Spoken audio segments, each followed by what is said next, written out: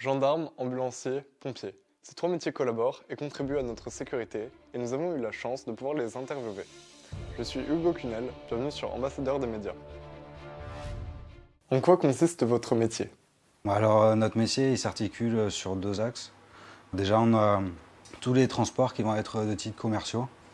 Donc pour nous ça va être amener de manière classique des gens à leur consultation, les amener à faire des scanners, faire des radios ou tout autre soin du genre. Le deuxième axe ça va être les urgences. Donc on va être appelé par des médecins qui vont nous demander d'amener directement aux urgences ou pour un scanner en urgence, des choses comme ça. Ou alors ça va être le SAMU qui va directement nous donner une mission.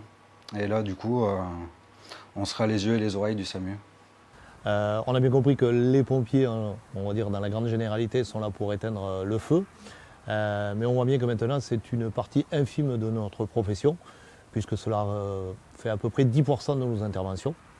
Il faut savoir que maintenant on fait beaucoup plus de secours à personne, ce qui fait à peu près 80% de nos interventions. Et enfin les opérations diverses qui sont de type les animaux, tout ce qui peut être lié aussi à l'environnement. On assure la sécurité publique, notamment sur le ressort d'une circonscription, et on aide la population qui est dans le besoin. Quelles sont vos trois qualités en cas d'urgence? Le sang-froid, la rapidité et essayer de rien oublier. Alors les trois qualités sont la rapidité d'intervention, puisqu'on est en capacité de partir le plus rapidement possible sur nos interventions. Ensuite le professionnalisme, puisque l'on s'entraîne régulièrement pour nos gestes de secours. Et enfin la cohésion du groupe. Je dirais la rapidité, garder son calme, son sang-froid.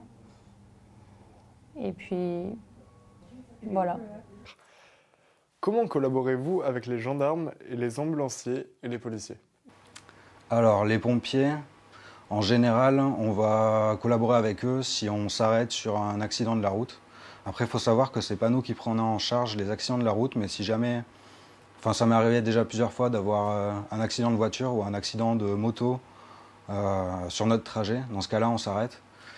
On fait les premiers soins s'il y a besoin, mais il faut absolument qu'on contacte déjà les pompiers et la gendarmerie s'il y a besoin, ou la police. Alors, on collabore avec eux, notamment dans le cadre d'accidents de la circulation routière, où ils interviennent au même titre que nous pour prendre les victimes en charge, pendant que nous, on s'occupe de la circulation ou du reste de l'accident. Et sur des personnes blessées, sur d'autres types d'interventions également. Alors la collaboration, on va prendre d'abord avec les ambulanciers. Donc à savoir qu'il existe une convention bipartite qui nous lie avec le SAMU. Le SAMU qui commande aussi les ambulances. Donc vous avez une catégorisation sur le secours à personne qui peut se résumer en quatre items.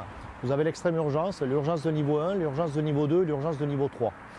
À partir du moment où c'est de l'extrême urgence et l'urgence de niveau 1, à savoir que ce sont les sapeurs-pompiers qui interviennent en première intention. À partir du moment où la catégorisation de la victime est classifiée U2 ou U3, c'est-à-dire que la pathologie ou son pronostic vital de la victime n'est pas engagé, à savoir que ce sont les ambulanciers qui doivent intervenir.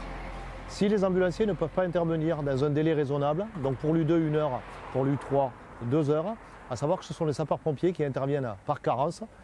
Et c'est nous qui serons amenés à faire ce type d'intervention. Concernant les gendarmes, donc à savoir que les gendarmes collaborent avec nous sur de nombreuses interventions. Ils ont leur mission propre, qui sont le trouble à l'ordre public.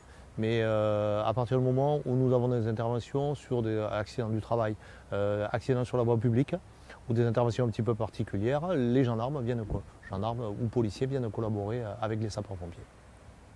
Comment voyez-vous votre métier dans 10 ans? Mais dans 10 ans, écoutez, la technologie évolue. Entre le moment où, comme je vous ai dit, ça fait 30 ans que je suis sapeur-pompier, entre quand je suis rentré maintenant. Maintenant, il a évolué, mais il a évolué dans le bon sens. Nos tenues ont évolué, nos véhicules ont évolué, notre technique a évolué. Donc il faut bien se dire que dans 10 ans, ce sera bien différent de ce que je suis en train de vous dire aujourd'hui. Mais ça ne peut aller que dans le bon sens, puisque ça va dans le sens de la sécurité. Donc c'est très important pour nous.